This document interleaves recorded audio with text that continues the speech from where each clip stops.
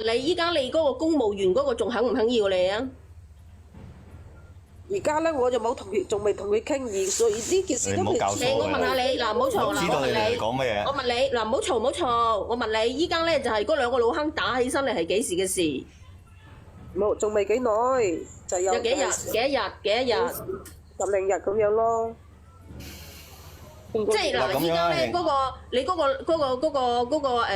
老師嗰個咧，咁佢依家咧佢就中咗風入咗醫院，咁你嗰個公務員嗰個男朋友知唔知啊？肯定知㗎啦。佢係當時即刻中風定係翻到去之後先中風㗎？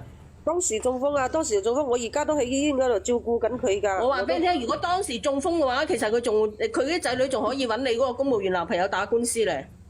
係啊，打交啊嘛，鬥毆。呢個係兩件事嚟㗎，你搞清楚呢件係兩件事嚟㗎。佢嘅監護人，如果佢冇意識嘅狀態下，佢嘅仔女係唯一嘅監護承繼人，佢嘅仔女係可以代佢去。嗰個要承擔責任㗎，即係當時係邊個？但係佢出手打人，冇錯，出手打人，邊個喐手先㗎？出手打人先㗎嘛，係嘛？哦。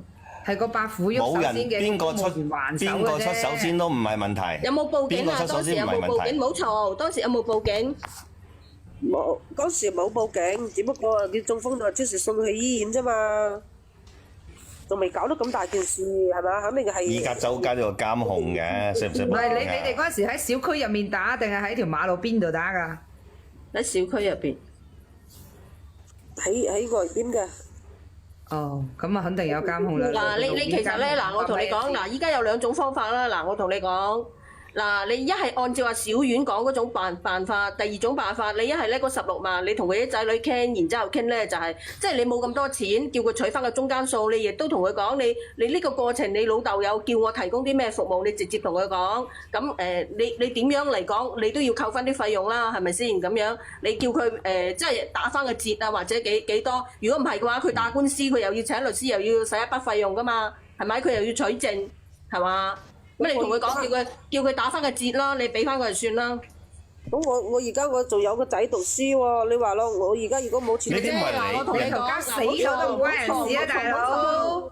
冇錯，你攞咗人哋10幾萬翻去起屋嘅，你頭家死咗都唔關人事啊！你要負責人我同你講，姐姐，冇錯，嗰啲係你個人嘅困難，你就唔好攞上台講啦。你同佢講，你直接同佢講，叫佢取翻個中間數，因為咧，即係打翻個折，咁大家你啊去貸款好咩就俾翻佢。咁嗱，你又可以少俾啲啦，係咪？咁你就直接同佢講，如果你係都要起訴我攞到足嘅話，你亦都要請官司，又要嘥精力，你又要取證，係嘛？咁嗱，呢個過程你老豆亦都有搞過我，你直接咁樣同佢講，咁佢都要俾翻啲費用啦。咁你直接咁樣同佢講，叫佢打翻個折俾你。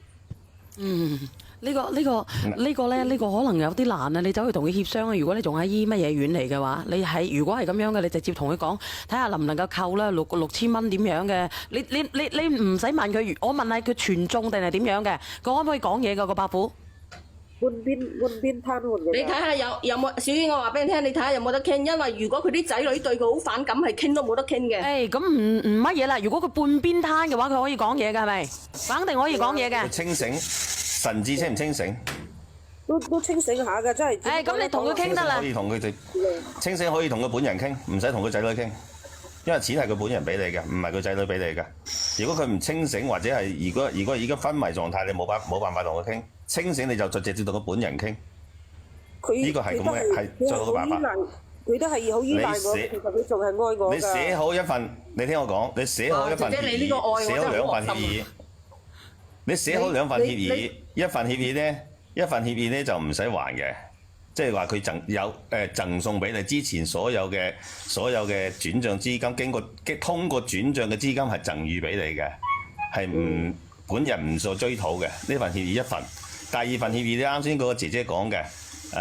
其實嗱，呢個哥哥我同你講咧，佢中咗風，依家咧佢去做嗰個或者你想賴嗰筆數係佢自願贈俾佢嘅話，我話俾你聽，佢已經中咗風，佢要去做公證，公證處啲人會同佢做嗰個即係個思維清晰個鑑定嘅，佢未必做到㗎，唔俾做㗎啦。醫生在場就得啦，即係令佢清醒得啦。其實呢啲我覺得佢已經係因為咧嗱，佢中咗風偏癱嘅話，一般喺呢方面咧做鑑定係好謹慎嘅。會唔會俾佢做咧？佢而家講嘢咧，我覺得冇乜可能，我覺得冇乜可能。清楚，我嗰啲仔女只不過一個途徑，我只不過提供一個途呢個鑑徑定做唔同埋做係嘅依據，出於你做唔做得到係你嘅事。做唔做？佢話佢而家好依賴你嘅係咪？係啊。嗱，你如果但係你唔會佢啲仔女咧，又一定要我還翻嗰啲錢俾佢哋。咁咪打阿小婉話齋咯，打工還錢咯，贖身咯，自己好簡單打個折啫。啦，打個折啫。打個折佢攞得出嚟咩？佢會攞咩？你原來收佢8000嘅，依家咪收6500，跟住稅先還錢，佢打自己咗折2500生活之後咧費咯，。即係嗰一筆啊16萬嗰個，你打咗折之後，你咪貸款還翻俾人哋咯。你咁樣啦，就算如果佢哋都會尊重老人家嘅。如果你真係用心咁樣對待呢個老人家嘅，咁你可以問下個老人家能唔能夠接收你咯，即係可以。唔係嘅，小婉嗱，我話俾你聽，如果我係咁樣嘅仔女，我就唔要佢啦，因為搞埋啲咁嘅嘢係嘛？你哋會唔會啊？搞埋呢啲。我想問下你哋會唔會接受佢啊？會唔會接受啊？你問下先。如果我係佢啲仔女，我即刻叫我老豆啊！嗱，你將剩低嗰啲財產小婉你要唔要啊？如果係轉照你老豆咁嘅企嘢係嘛？即係嗱，你我都係搞為人子女啊你仲要喺出邊搞埋一個老坑翻嚟同自己個老豆打交咁樣，你分分鐘下次又打嘅啫，咁樣咪仲激多喎？你仲會要唔要啊？我話要啦，講真嗰句。你會唔會啊？呢個後生仔你思考下，你攝高枕頭諗咧，你就第一交關你都過唔到啦，係嘛？佢中意呢味嘢嘅咧，佢同佢傾針唔掂，又即刻揾另外一個老坑瞓嘅咧，你就係你咁樣咪激到佢死為止，鑑生激。你會唔會？如果我係佢啊，嗱，小遠，因為佢呢個老嘢咧，一個月收成3萬蚊租金噶嘛。如果我係佢啲仔女，我知道你出呢啲事嘅話，我肯定同阿爸講，我話嗱，從呢個月開始1萬蚊，你嘅使費同埋個保姆嘅工資，剩低嗰啲咧就我同你收住，你就唔好過你手啦，就全部收過我哋呢度，你收其實我覺得佢啲仔女已經唔制嘅，唔係，如果唔係，你更加俾佢氹得幾氹，又轉帳咪死。咁呢個男仔制唔制啊？呢個男仔如果俾你制唔制啊？我可以咁講，如果我個老豆係同呢個人係產生感情依賴嘅，如果佢中咗風，翻屋企要照顧佢嘅，以前佢係咁樣，但係佢中咗風，佢搞都搞唔到啦，想搞咯係嘛？嗯。咁樣嘅情況下，我係認為有個感情依託。係會令佢心會舒服啲。其實哥哥你哥哥你可能你未聽得明啊，你可能你之前你未上咪啊。嗱，我話俾你聽咧，佢係搞咗呢個之後，後尾針唔掂數，又去同另外一個嘅教授搞啊。即係依家唔係話擔心乜嘢啊？你聽我講埋先啦。佢係擔心咧，佢搞完之後咧，佢之後咧嗰筆數唔掂，佢又去揾第二個搞，又俾呢個老坑知道，跟住又多鑊啦。因為佢係直接出人哋屋企去同人哋驚㗎，唔係喺間屋度守住夜晚㗎，你知唔知啊？我都話我都同佢分手咗啦嘛，我已經同佢攤牌咯，佢又唔出聲，咪當佢明。姐姐你唔好講先啦，係咪先？阿姐姐，我同你講嘅分析嘅原因係分析嘅情況係你首先要主動去揾人哋傾，你都唔想去同人哋傾，你後邊我哋講乜嘢都冇用，呢個係肯定要邁出你第一步。你能唔能夠掛住個面，放低個面去揾人傾？因為你唔想還錢啦。但係咧，佢啲仔女唔同我傾啊，一定要我還錢啊，係嘛？你依家要同佢探下佢本人，同佢本人慢慢熟絡翻，情感上邊有交流，你先傾到後邊我哋所講嘅嘢。你先同佢傾啦，不如。講真啦，係嘛？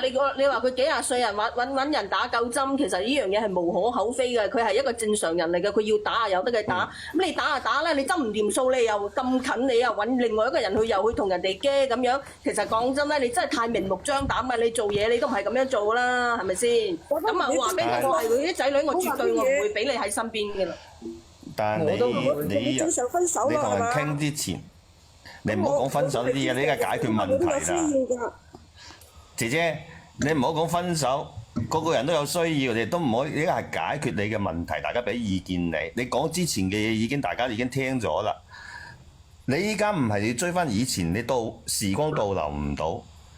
依家你目前面對嘅就係，要麼就還錢，要麼就揾人講數，要麼就打工贖身，就咁簡單嘅事。咁你打工如果選擇最後一個打工贖身嘅，視乎於別人嘅仔女同唔同意你去繼續去照顧，呢個都係一個問題點。佢本人同意，但係佢仔女加鬧嘅話，你點樣去説服佢啲仔女？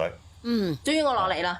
好。小圓我覺得咧，我而家太好無辜，真係無緣無故咁啊，俾人變成講多次，你無辜。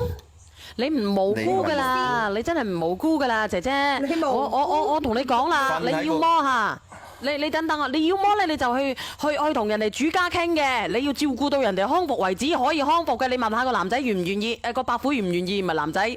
46歲都叫後生仔嘅，好似琴日嗰個咁啊！你問下呢個靚仔嗰個男仔靚嗰個68歲嘅男仔願唔願意？